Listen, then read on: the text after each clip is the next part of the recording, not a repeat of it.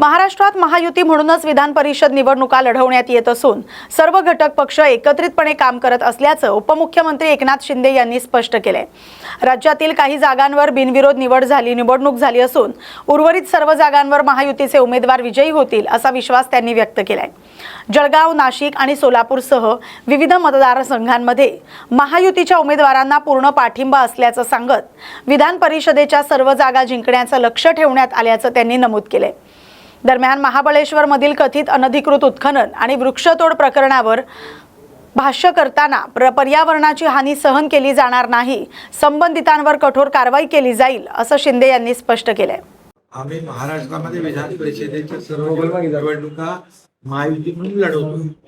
त्यामधल्या जवळपास 4 तर बिनविरोध आल्या, 2चा देखील जळगाव आणि नाशिकचाही तिढा होता, तोही सुटला। जळगावच्या देखील रेश्मा काळे त्या उमेदवार होत्या, त्यांनाही सांगितलं मी गुलाबराव पाटलांशी बोललो की आपण महायुती म्हणून निवडणूक लढवतोय तर आपल्या महायुतीचा उमेदवार निवडून येईल, शिवसेनेची सगळी मदत त्यांना मिळाली पाहिजे अशा प्रकारच्या सूचना मी दिलेल्या आहेत। शंभूराज देसाई आले होते, पालकमंत्री, त्यांची देखील बैठक महायुतीची होईल आणि त्या बैठकीमध्ये देखील चर्चा होऊन शेवटी महायुती म्हणून आम्ही निवडणूक लढवतोय। महायुतीचेच उमेदवार सगळीकडे जे बिनविरोध झाले ते वगळता जेवढ्या निवडणुका आहेत त्या महायुती म्हणून आम्ही लढवतोय। महायुती म्हणून आम्ही त्या निवडणुका जिंकणार, कारण बहुमत आमच्याकडे। साहेब, आमदार उत्तमराव जानकर सुद्धा भेटायला आलेले होते। अधिकाऱ्यांनी तर पाठिंबा दिलेला आहे, सोलापूरमध्ये पाठिंबा दिलेला आहे। त्यामुळे मला वाटतं इथं महायुती म्हणूनच सगळे लोक एकत्र आहेत आणि आमच्याकडे महायुतीकडे बहुमत आहे आणि त्यामुळेच या निवडणुका मी सुरुवातीला सांगितलं होतं की महायुती म्हणून आम्ही 17च्या 17 निवडणूक सुरुवातीला जेव्हा बिनविरोध व्हायच्या अगोदर आम्ही या सर्व निवडणुका जिंकणार, कारण बहुमत आमच्याकडे आहे आणि त्यामुळे या निवडणुका ज्या बिनविरोध झाल्या त्या वगळता इतर निवडणुकांमध्ये महायुती जिंकली।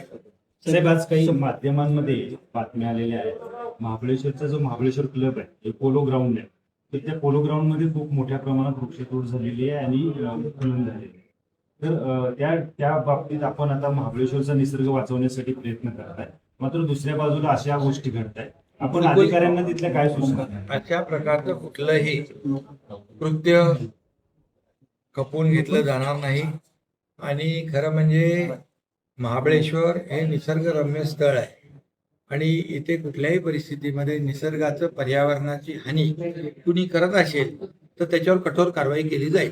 साहेब, शंभूराज देसाई तुम्हाला भेटून आल्यानंतर थोडीशी त्यांच्या युतीकडनं, भाजपकडनं बैठकांना बोलवण्यात येत नसल्याची नाराजी त्यांनी बोलून दाखवली होती। नाही, म्हणून ते बैठका आता होणार आहेत, त्यांच्या बैठका होतील आणि जे काही चर्चेमधून प्रश्न सुटतील, चर्चेमधून अनेक प्रश्न सुटतात, तसेही सुटतील।